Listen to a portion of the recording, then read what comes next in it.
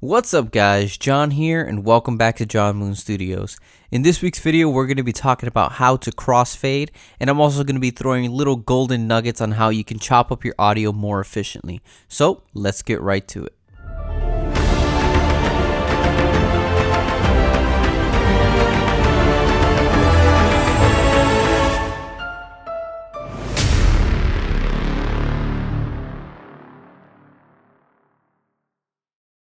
Alright, so the first thing we're going to do is we're actually going to talk about the little golden nugget, and that's pretty much how to chop up your audio more efficiently. So usually what you'd try to do is you would get the scissors tool and cut exactly where a little wave form kind of ends, where one starts, and then you would delete this point. But in Logic Pro, there's a way easier way of deleting silence without having to go through the trouble of chopping up so many pieces. So the first thing we're going to do is we're going to open up this little toolbar here. And the way we do that is, well, I like to use shortcuts, so you can hold Control, Option, Command, and then hit T. Or you can go where it says View and go where it says Hide Toolbar. Well, it was already open, so you click Show Toolbar, and then you'll get this display here. Now, the next thing you're going to want to do is you're going to want to find the option that says, let's see. It's the option that says Remove Silence. And if you don't have it checked, the way you do it is you hit right click on the toolbar, Customize Toolbar, and then it says Remove Silence. And then you're going to see that that little box will appear. The shortcut for kind of activating this without clicking the region and then hitting Remove Silence is you hit Control on your keyboard and X.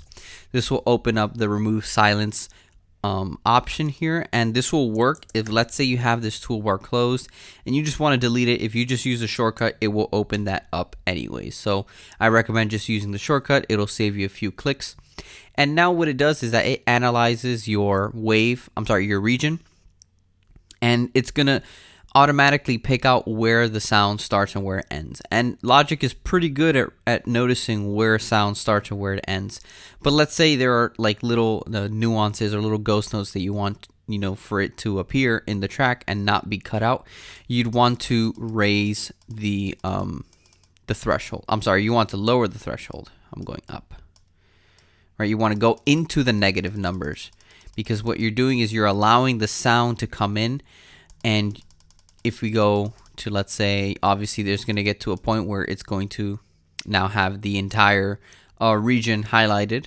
So we don't want that. We want to get, a very precise location. But let's say you wanted some ghost notes to appear. This is how you would do it.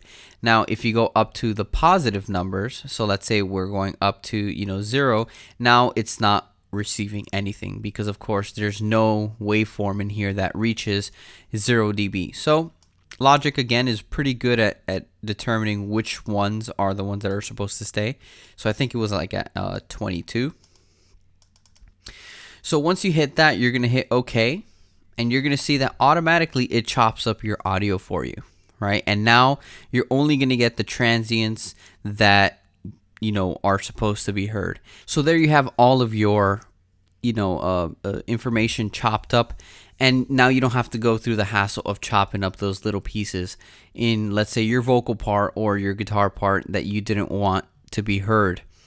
Now, of course, the only thing with this is that, let's say if you're doing podcasts or something like that, and these are words that you chopped up and they're supposed to be together for some reason, and you did it, chopped up, what you could do is, if you actually want to condense all of this, you can hold Option and press the right bracket, right? So the bracket that's facing, the open side is facing to the right, and you're going to shift all of these regions together like this.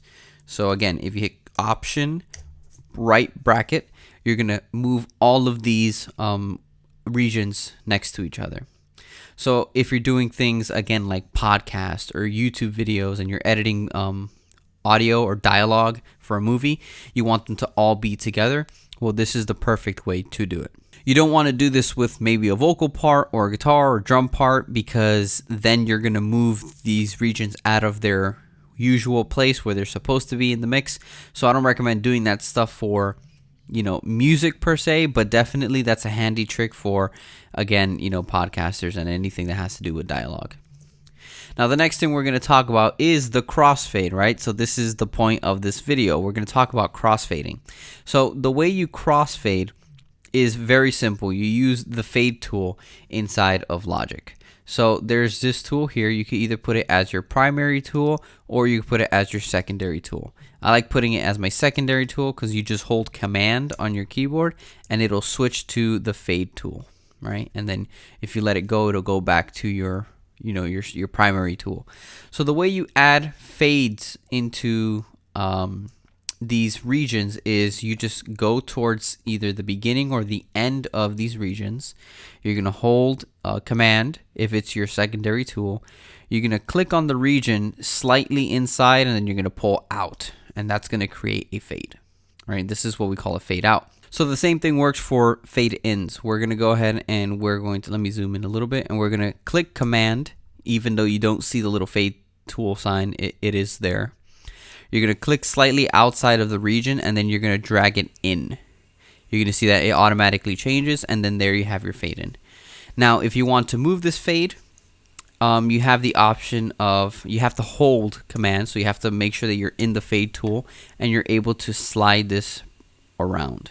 So let's say you want to do a slightly different curve and you want to make it more rounded, or you want it to fade in kind of like exponentially at the end or something like that. What you could do is you can hold Command. You have to be in the fade tool, and if you highlight, or not highlight, but hover your mouse in the middle section here, you can actually pull this in, right? Or you could pull this out. So it'll be like a quick fade in type thing, and then here it'll take a little bit longer and then quickly fade in towards the end. So it's a cool way to shape your crossfades to tailor however you want your audio to come in. Another way that you can do your fade in or fade outs, forgot to hold the fade tool, right? And if you want to remove it, by the way, you right click and then you can hit remove fade in. So another way you could do it is if you're highlighting a region here and you open up your inspector menu, so you can either hit I on your keyboard or you could click this little I symbol here. And then you're going to see these two regions here. So you don't need the track. You're going to open up region and then you're going to click where it says more. Now when you click in there, you're going to see it says fade in and fade out. Now depending on what region you're on, so I'm only working on this one, I want it to fade in. So you can actually type in a valued number. So let's say I put 100. There is going to fade in at, roughly what 100 would be the value of 100. And then you can also do the same thing for fade out. So if we zoom out here and go towards the end of this region and do the same thing, let's say we do a fade out, put it 100, you're going to see you have your fade out there. So this is a good way of doing your fade outs and your fade ins. If you want it to be exactly the same, you have a numeric value for it. Now what we're going to do is we're going to do that little trick we learned, and we're going to do option right bracket. Oh, you need to highlight all of them, option right bracket. So we could stack all these together. Now what we're going to talk about is the crossfade. So let me actually make these waveforms bigger here. So the crossfade it's perfect for when you're trying to blend, two clips that maybe you recorded or overdubbed, but you like one take over the other. So now we're going to go ahead and do our crossfade. So there's a couple of different crossfades that you can do. If you actually select here and put X crossfade, and then you do a crossfade here. Oh, you got to hold Command. Do the crossfade here. It's going to create an X crossfade. Now what an X crossfade is it creates an X. So there's equal, it's kind of like the same ramp going down, it'll be the same ramp going up. Okay, so we have an equal powered crossfade. Let's say the difference between this one and the X crossfade is that when you do the X, look how the point of which it turns or switches to the next clip is actually lower in volume. You do equal power, and then you're going to see that it kind of meets halfway or a little bit higher up, which means that from this clip to this clip, you're going to get equal volume. It won't, dip down in volume. And then you have the S curve, which looks like an S, right? I know it looks a little bit funny there. There you go. So it looks like an S. As you can see, it has kind of like this S shape. So this is also another kind of crossfade that you can use. But you can also see that the value of this is 10. If you raise the value of this, of course, then you're going to see that the fade in and fade out of this. Sorry, I was highlighting the wrong one. You see that if I move this here now, it moves the crossfade value. So now here, again, here are the different kinds of crossfades, so you can see a little bit better. All right, so those are the different kinds of crossfades that we have. So now another thing that is very important is you don't need to sit there and do that for each of these regions.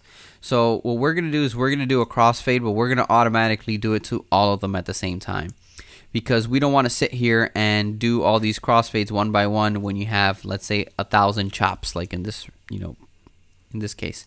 So we're going to highlight everything, right, or Command A. And all you need to do is go to one region. After you highlight, just go to one region, any region.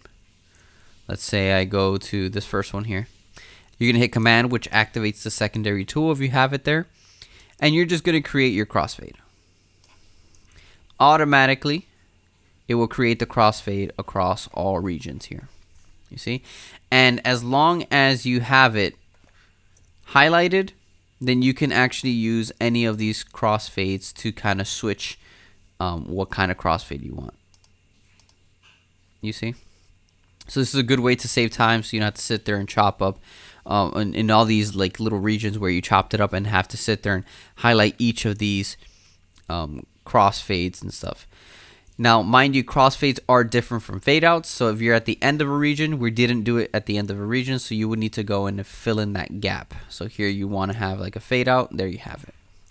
But you get the idea on how you can use this to kind of speed up your workflow and help you do crossfades a lot faster. If you like this video, hit the thumbs up, subscribe. Don't forget to hit the ring button so you don't miss any of my new videos. Also, don't forget to check out the John Moon store. I'm going to leave the link in the description. Starting in April, anyone who purchases their John Moon Studios gear, if you send me your photos to the email I will provide in the description, I will feature you guys on my YouTube channel. So check it out. Also, be sure to check out my ebook, 5 Tips to Become a Successful Music Professional. These are tips that have helped me make a living in the music and film industry. And I really hope that these tips could provide you insight and propel your career forward. Don't forget to share with your musician friends. I will see you guys soon.